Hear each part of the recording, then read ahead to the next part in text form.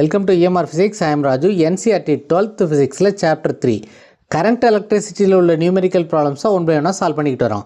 அந்த வரிசையில் இந்த வீடியோவில் புக் பேக் ப்ராப்ளம் நம்பர் 3.7 எப்படி சால்வ் பண்ணுறது அப்படின்னு பார்க்கலாம். ப்ராப்ளம் என்னென்னா determine the current in each branch of the network shown in figure அப்படின்னு கொடுத்துருக்காங்க. இது கீழே ஒரு ஃபிகர் கொடுத்துருக்காங்க, அதை இப்போ பார்க்கலாம். So this is a given figure. இந்த ஃபிகரில் ஒவ்வொரு ஜங்ஷன்ஸையும் ஃபஸ்ட்டு நம்ம நேமிங் பண்ணிக்குவோம். Let this junction is A, இந்த ஜங்ஷனை பி அப்படின்னு எடுத்துக்குவோம். This is C and this one is D. This point is E and this is F. So இந்த நெட்வொர்க்கில் ஒரு பேட்ரி கனெக்ட் ஆகிருக்கு. இந்த பேட்டரியிலேருந்து ஃப்ளோ ஆகிற கரண்ட்டை I1 அப்படின்னு எடுத்துக்குவோம். I1 is the current from the battery. So இந்த I1ங்கிற current flowing towards the point A. ஏபிங்கிற பாத் வழியாக ஃப்ளோ ஆகிற கரண்ட்டை I2 அப்படின்னு எடுத்துக்குவோம். The current passing through the path AD is taken as I3. The current passing through BD is taken as I4.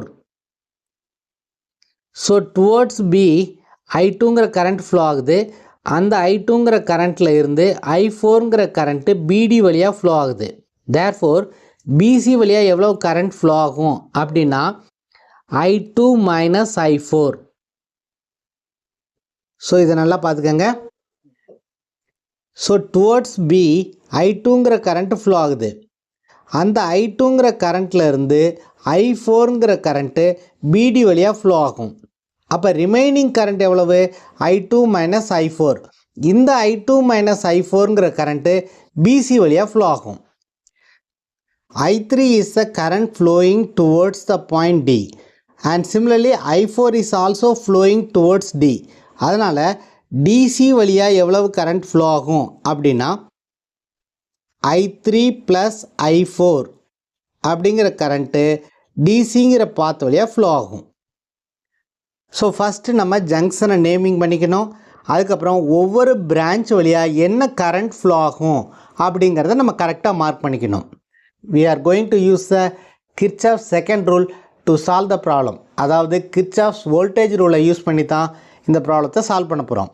ஒவ்வொரு branch வழியாக எவ்வளவு கரண்ட் ஃப்ளோ ஆகுது அப்படிங்கிறத Kirchhoff's வோல்டேஜ் ரூலை யூஸ் பண்ணி நம்ம சால்வ் பண்ண போகிறோம். So very simple problem. Only equations தான் நம்ம ஃபார்ம் பண்ணணும். ஈக்குவேஷன்ஸை சால்வ் பண்ணிட்டோம்னா we will get the answer. Kirchhoff's second rule என்னது? The product of current and resistance in any closed path is equal to the EMF of the battery included in the path. This is the Kirchhoff's second rule. இங்கே sign கன்வென்ஷனை கரெக்டாக apply பண்ணணும். அதாவது closed பாத்தில் நம்ம எந்த டைரெக்ஷனில் போகிறோமோ அதே டைரெக்ஷனில் கரண்ட் இருந்துச்சுன்னா அந்த ப்ராடக்டை, அதாவது கரண்ட் இன்ட்டு ரெசிஸ்டன்ஸை பாசிட்டிவ்னு எடுத்துக்கணும். இந்த க்ளோஸ்டு பாத்தில் நம்ம எந்த டைரெக்ஷனில் மூவ் ஆகுறோமோ அந்த டைரெக்ஷனில் first negative terminal of the battery இருந்துச்சுன்னா அந்த இஎம்எஃப்பை பாசிட்டிவ்னு எடுக்கணும். So this is a Kirchhoff's voltage rule. இதை கரெக்டாக ஞாபகம் வச்சுக்கோங்க. இதை ஞாபகம் வச்சுக்கிட்டிங்கன்னா நம்ம ஈக்குவேஷன் ஃபார்ம் பண்ணுறது ஈஸி. ஸோ ஃபஸ்ட்டு நம்ம என்ன க்ளோஸ்டு பாத்தை கன்சிடர் பண்ண போகிறோம் அப்படின்னா we are going to consider the closed path A, B, D, A. So இந்த மாதிரி நம்ம க்ளோஸ்டு பாத்தை கன்சிடர் பண்ணணும். அப்படி கன்சிடர் பண்ணி அந்த க்ளோஸ்டு பாத்தில் Kirchhoff's வோல்டேஜ் ரூலை அப்ளை பண்ணி ஈக்குவேஷன்ஸை ஃபார்ம் பண்ண போகிறோம். First, let us consider the closed path ABDA. We are considering the closed path ABDA. இந்த closed pathல ABDAங்கிற closed pathல பேட்டரி எதுவுமே இன்க்ளூட் ஆகி இல்லை. So only product of current and ரெசிஸ்டன்ஸை மட்டும்தான் நம்ம எழுத போகிறோம். So current is I2 and the resistance is 10. So the product of current and resistance is 10I2. So இதே டைரெக்ஷனில் தான் இந்த கரண்ட்டும் ஃப்ளோ ஆகுது.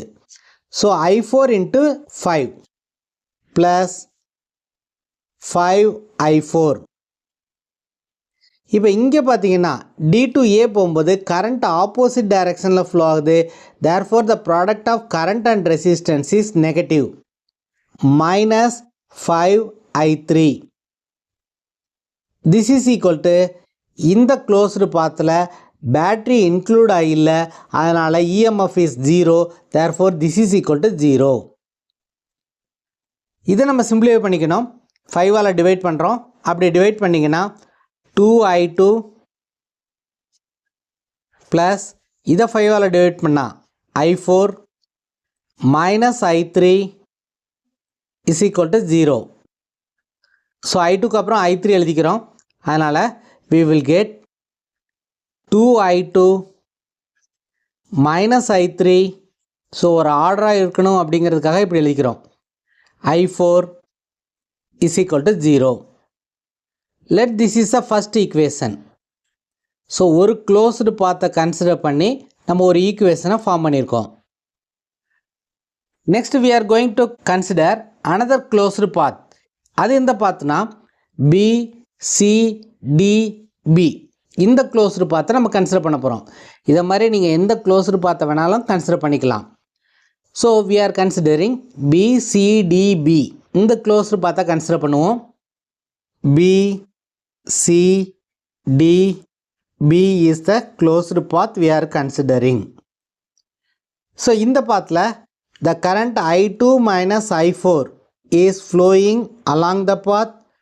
So the product of current and resistance is 5 into I2 minus I4. Next, when we are going from C to D, current is flowing in the opposite direction. Therefore, minus 10 into I3 plus I4. Similarly, when you are going from D to B, current is flowing in the opposite direction. Therefore, the product of resistance into current is negative. Minus 5I4. No battery is included in this path. Therefore, this is equal to again 0. So, battery எதுவும் include ஆகலை அப்படின்னா EMF is 0. So, இதை simplify பண்ணுவோம். 5 into I2 is 5I2 minus 5I4 minus 10I3 minus 10I4 minus 5I4 is equal to 0. So, இதை simplify பண்ணோம்னா 5I2 minus 10I3, இங்கே ஒரு I4 இருக்குது, இங்கே ஒரு I4 இருக்குது, இங்கே ஒரு I4 இருக்குது. இது எல்லாத்தையும் சேர்த்தோம்னா -5 -10 -5 is equal to -20I4 is equal to 0. Again இதை 5ஆல் டிவைட் பண்ணிங்கன்னா I2 minus 2I3 minus 4I4 is equal to 0. Let this is equation 2. Let this is the first equation and this one is second equation. We are going to construct another closed path ABCEFA. ஏன் இன்னொரு closed path நம்ம consider பண்ணுறோம்னா இங்கே number of unknowns நிறைய இருக்குது. So எத்தனை number of unknowns இருக்குதோ அத்தனை ஈக்குவேஷன்ஸ் நம்ம கன்ஸ்ட்ரக்ட் பண்ணணும். அப்போ தான் அந்த அன்னோன்ஸை நம்ம கண்டுபிடிக்க முடியும். Let us consider the closed path A, B, C, E, F, A. So இந்த closed pathல பேட்ரி இன்க்ளூட் ஆகிருக்கு. A, B, C, E, F, A. இந்த பாத்தில் இந்த பேட்ரி இன்க்ளூட் ஆகிருக்கு. A to B போகும்போது current is flowing the same direction. So the product is positive 10 into I2. B to C போகும்போது current is also flowing in the same direction. Therefore plus 5 into I2 minus I4. C to Eல எந்த ரெசிஸ்டன்ஸும் include ஆகலை. E to Fல we are having a resistance 10 ohm. So 10 into I1, it is also flowing in the same direction. Therefore, plus 10 into I1 is equal to E to F போகும்போது first negative terminal இருக்கிறதுனால இந்த EMF பாசிட்டிவ்னு எடுத்துக்கணும். This is equal to 10. If we simplify this, we will get 10I2 plus 5I2 minus 5I4 plus 10I1 is equal to 10. இங்கே 10ங்கிறது EMF of the battery. Now we know that I1 தான் I2 I3 split ஆகுது. That is I1 is equal to I2 plus I3. அதை ஞாபகம் வச்சுக்கணும். So 10I2 plus 5I2 minus 5I4 plus 10 into I1 தான் I2 plus I3 ஆகுது. அதனால் I1க்கு பதிலாக I2 plus I3 அப்படின்னு போட்டுக்கிறோம். இங்கே வர்ற I2வும் I3யும் எதுலேருந்து வந்துச்சு? I1லேருந்து வந்துச்சு. So I1 is equal to I2 plus I3. This is equal to 10. So இதை சிம்பிளிஃபை பண்ணிங்கன்னா we will get 5I2 plus 2I3 minus I4 is equal to 2 அப்படின்னு வரும். So this is equation 3. So 3 equations form பண்ணியிருக்கோம். இந்த 3 equations form பண்ணுறதுக்கு நம்ம closed பாத்தை consider பண்ணியிருக்கோம். First closed path is ABDA, second closed path is BCDB, third closed path is ABCEFA. இந்த 3 closed பாத்தையும் use பண்ணி நம்ம 3 ஈக்குவேஷன்ஸ் ஃபார்ம் பண்ணியிருக்கோம். இந்த 3 ஈக்குவேஷன்ஸையும் நம்ம சால்வ் பண்ணோம்னா we will get the value of I1, I2, I3, I4. அது எப்படின்னு இப்போ பார்க்கலாம். நம்ம என்னென்ன ஈக்குவேஷன்ஸ் ஃபார்ம் பண்ணியிருக்கோம்? First equation is 2I2 minus I3 plus I4 is equal to 0. This is equation number 1. Second equation is I2 minus 2I3 minus 4I4 is equal to 0. This is second equation. Third equation is 5I2 plus 2I3 minus I4 is equal to 2. This is the third equation. So இந்த 3 equations நம்ம solve பண்ணோம்னா we will get the value of I1, I2, I3. இந்த first equation second equation இப்போ consider பண்ணுவோம். first equationல 2I2 இருக்கு, second ஈக்குவேஷனில் I2 இருக்குது. அதனால் இதை 2ஆல் மல்டிப்ளை பண்ணோம்னா, இந்த செகண்ட் ஈக்குவேஷனை 2ஆல் மல்டிப்ளை பண்ணோம்னா நம்ம I2வை எலிமினேட் பண்ணிடலாம். Therefore first equation as it is எடுத்துக்கிறோம். 2I2 minus I3 plus I4 is equal to 0. Second ஈக்குவேஷனை 2ஆல் மல்டிப்ளை பண்ணுறோம். We will get 2I2 minus 4I3 minus 8I4 throughout multiply பண்ணணும் is equal to 0. sign change பண்ணிக்கிறோம். minus plus plus. so இது ரெண்டு cancel ஆயிரும். therefore we will get 3I3 plus இங்கே ஒரு I4 இருக்கு, இங்கே ஒரு 8I4 இருக்கு, அதனால 9I4 is equal to 0. Let this is equation 4. Again இந்த ரெண்டு equationsல நம்ம I2வை eliminate பண்ண போகிறோம். So second equation நம்ம 5ஆல் multiply பண்ணுறோம். Equation 2 is multiplied by 5. Therefore we will get 5I2. இங்கேயும் 5I2 இருக்கிறனால நம்ம cancel பண்ணுறது easy. So 5I2 minus 10I3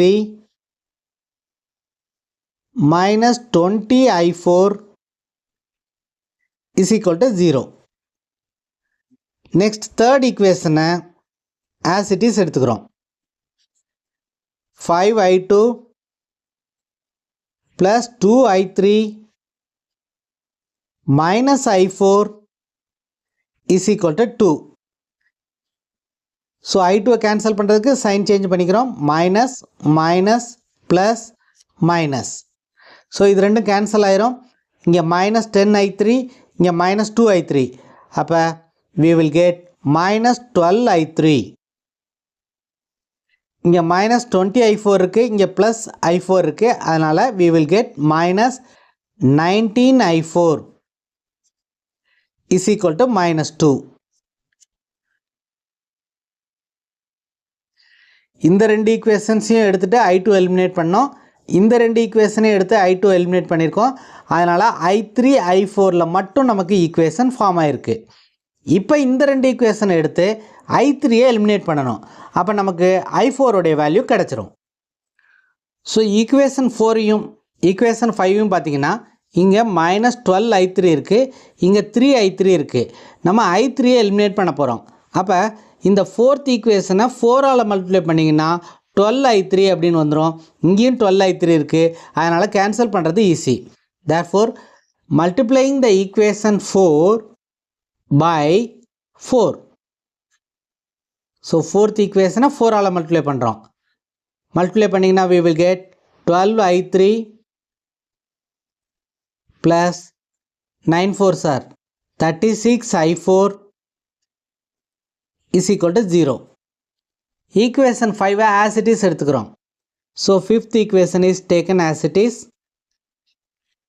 Minus 12I3 minus 19I4 is equal to minus 2. இங்கே சைன் சேஞ்ச் பண்ண வேண்டியதில்லை. as it is ஆட் பண்ணாலே போதும். இது ரெண்டும் கேன்சல் ஆயிரும். So this will be இங்கே ப்ளஸ் 36I4 இருக்குது, இங்கே மைனஸ் 19I4 இருக்குது. So 36 minus 19 is equal to 17I4 is equal to இங்கே minus 2 இருக்குது. therefore we are getting this is equal to minus 2. So 17I4 is equal to minus 2.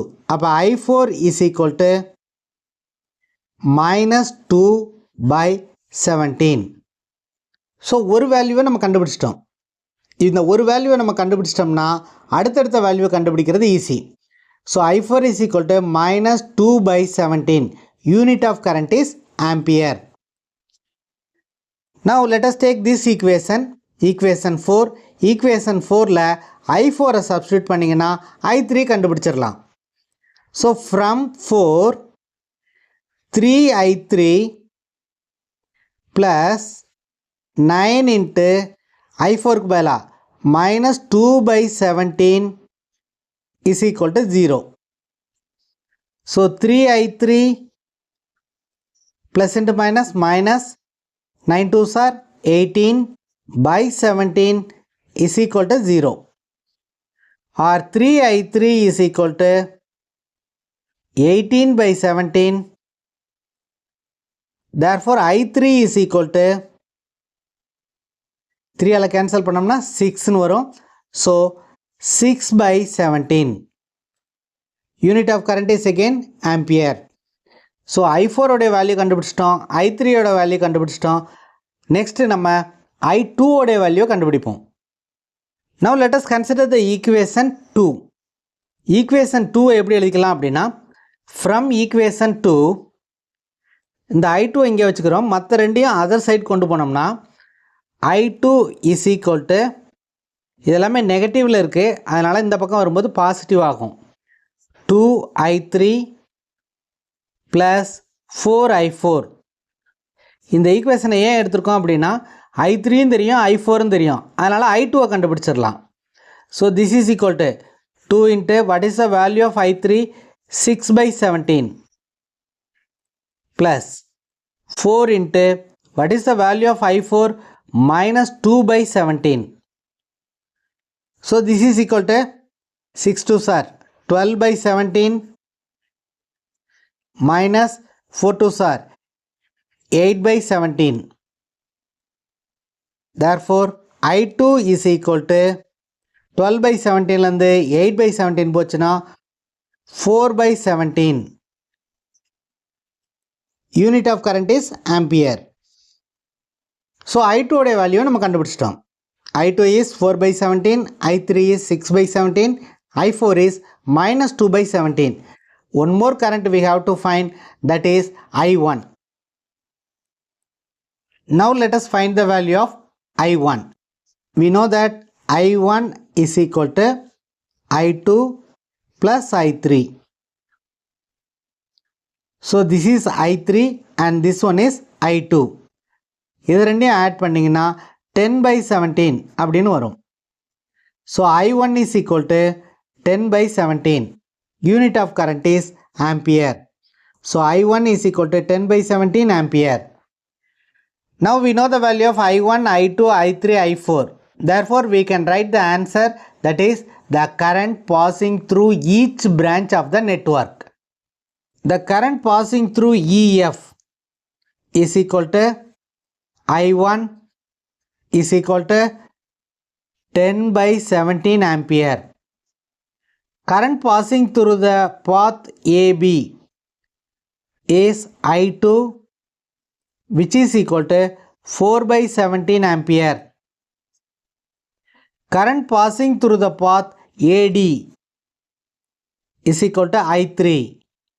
I3 is 6 by 17 ampere. Current passing through the path BD is equal to I4. And I4 is minus 2 by 17 ampere. Next, current passing through the path BC is equal to I2 minus I4. So this is the current passing through the path BC. I2, I4 உடைய value substitute பண்ணோம்னா we will get this is equal to 6 by 17 ampere அப்படின்னு வரும். Similarly, current passing through the path DC is equal to I3 plus I4. I3 உடைய வேல்யூவும் I4 உடைய வேல்யூவும் இங்கே substitute பண்ணிங்கன்னா we will get this is equal to 4 by 17 ampere. So this is the answer for the given problem. இந்த video உங்களுக்கு யூஸ்ஃபுல்லாக இருந்துச்சுன்னா நம்ம சேனலை சப்ஸ்கிரைப் பண்ணி லைக் பண்ணுங்கள், உங்கள் ஃப்ரெண்ட்ஸ்க்கும் ஷேர் பண்ணுங்கள். அடுத்த வீடியோவில் நெக்ஸ்ட் புக் பேக் ப்ராப்ளத்தை எப்படி சால்வ் பண்ணுறது அப்படின்னு பார்க்கலாம். தேங்க்யூ ஃபார் வாட்சிங் திஸ் வீடியோ.